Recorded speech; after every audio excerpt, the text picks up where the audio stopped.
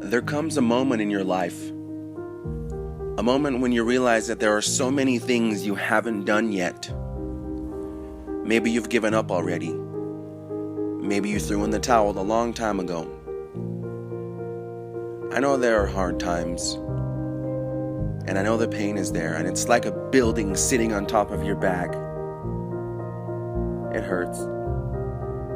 I'm here to let you know that it will get better. There is something incredible coming your way. That weight on your back, holding you down, it won't be there forever.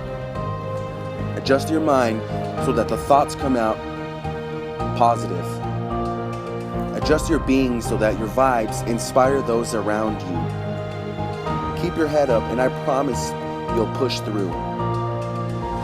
You'll push through, and after the end of it, you will be a better person.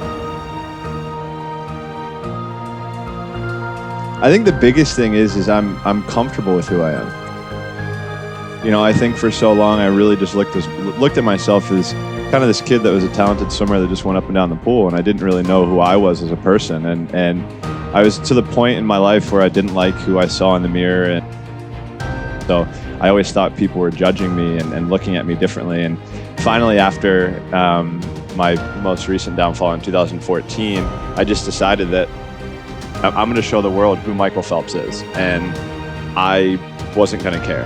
This is me, and if you didn't like it, it's not my problem.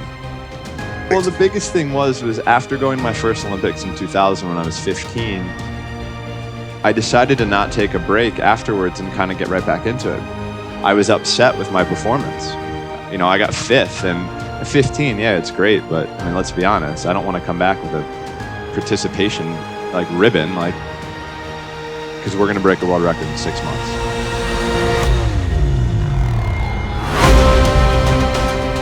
How big can we really take this? I remember sitting with my agent when I was 15, 16 years old, and I just said, I want to do something that nobody else has ever done in the sport. I want to do something different. I don't want to be the second Mark Spitz. I want to be the first Michael Phelps. If you look at the greats, especially in sports, they just know how to get it done in those moments. When you're there in that moment, you're prepared for anything that's around you. I've been doing this since I was probably 12, 13 years old, where I visualize how I want the race to go, how I don't want the race to go, and how the race could go. I don't want to have a what if 20 years down the road. And you know, for me, going through that low point where I didn't want to be alive, I think really opened my eyes up to a lot. In my head, I didn't want to be alive, but also like I thought there was another way and another route that I could take instead of taking my own life.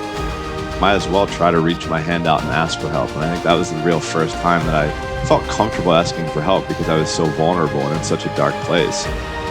You know, I think as athletes, and especially as Americans, I feel like we always have this chip on our shoulder. We're like, oh, we're this big macho person. Like, I can get through anything, just power through it and I'll be fine. But the dead honest truth is you can.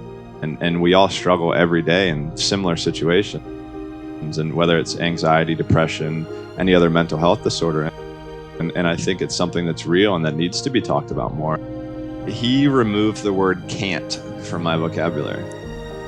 It was the greatest experience for me, being able to come through the struggles that I had, to be able to get back to the top of that mountain.